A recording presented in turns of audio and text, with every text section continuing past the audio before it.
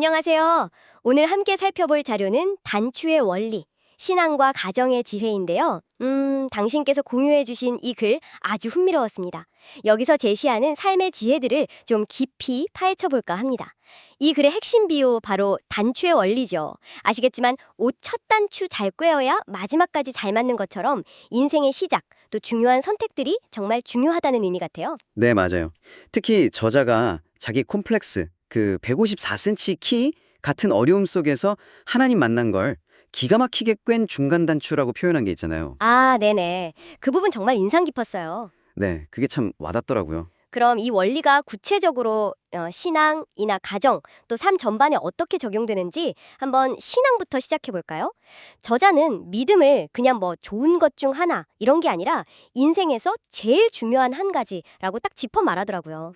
그렇죠. 모든 문제의 궁극적인 해답이라고까지 하고요.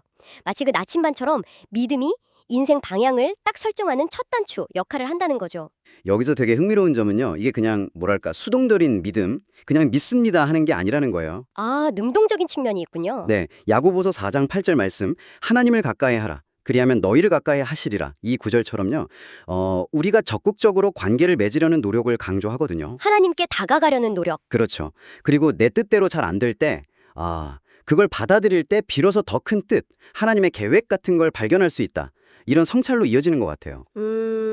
어쩌면 그 저자의 중간 단추 경험도 약간 이런 맥락일 수 있겠네요. 네, 저도 그렇게 생각해요. 그렇군요. 그런 능동적인 관계 맺음의 중요성, 이게 가정, 특히 부부관계로 자연스럽게 연결되는 것 같아요. 네네. 그래서도 첫 단추인 부부관계가 잘못되면 마지막 단추는 맞지 않을 것이라는 말이 나오는데 이게 참 무게감 있게 들리더라고요. 맞아요. 그 경고가 좀 섬뜩하기도 하고요. 네. 그리고 결혼을 단순히 뭐 1 더하기 1이 아니라 곱이 아니라 제곱이다. 이렇게 표현하면서 관계의 시너지를 강조하는 부분도 눈에 띄었고요. 바로 그 지점인데요. 부부가 먼저, 그러니까 자녀 문제나 다른 걸 보기 전에 먼저 하나님과의 관계를 바로 세우고 서로 화합하는 것. 이게 중요하다는 거죠. 아, 부부관계가 우선이군요. 네, 그게 가정 전체의 건강으로 이어진다고 보는 거예요. 특히 아내 역할을 에제르, 그 절대적인 도움이라고 표현하면서 가정 내에서의 중요성을 부각하는 것도 같은 맥락이고요. 에제를, 네. 결국 이렇게 좀 견고하게 세워진 가정은 뭐랄까? 자녀들이 잠시 길을 잃더라도 언제든 돌아올 수 있는 안전한 울타리가 된다. 이런 믿음으로 이어지는 거죠. 아, 그렇군요. 결국 부부관계와 가정의 기초를 탄탄히 하는 게 중요하다. 이 관점이 그럼 자녀 양육 철학으로도 쭉 이어지겠네요. 네, 자연스럽게 연결되죠. 자녀 양육의 핵심 목표는 남에게 피해주지 않고 행복하게 사는 것. 이렇게 아주 명확하게 제시하더라고요. 굉장히 현실적이면서도 중요한 목표 같아요. 네, 그래서 이걸 위해서 어릴 때부터 좀 체계적인 교육, 뭐 수학이나 성경 암송 같은 거요. 이런 거랑 또 스스로 계획하고 실천하는 주도 학습을 강조하는 모습이었어요. 조기의 교육과 자기주도성 둘 다 강조하는군요. 네, 스스로 책임의식한 태도를 길러주는 걸 아주 중요하게 여기는 것 같습니다. 네, 여기서도 그 단추의 원리가 딱 보이는 것 같아요.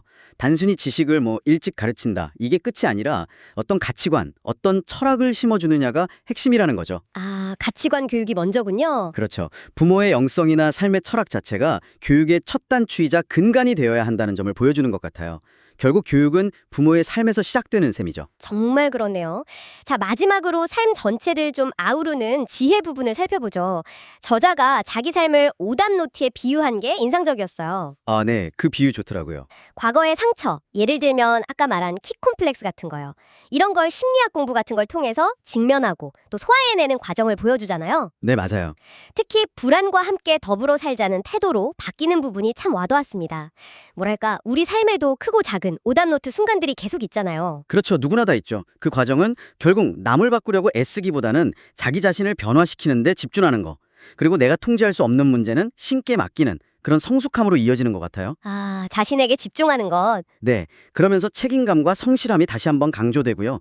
또 좋아하는 일을 꾸준히 하는 능력이야말로 최고의 재능이다. 이런 말도 하잖아요. 네, 꾸준함의 중요성. 그리고 남들이 다 몰려가는 길은 좀 위험할 수 있다. 경계하고 또 여러 가능성, 뭐 투잡, 쓰리잡 이런 것도 염두에 두는 현실적인 지혜까지 계속해서 삶의 단추들을 점검하고 잘 꿰어나가는 그런 과정으로 보입니다. 네, 오늘 단추의 원리를 통해서 결국 인생의 가장 기본이 되는 첫 단추들, 그러니까 신앙과 가정을 올바르게 채우는 것이 어떻게 지속적인 행복과 성장으로 이어지는지에 대해 깊은 이야기를 나눈 것 같습니다. 그렇죠.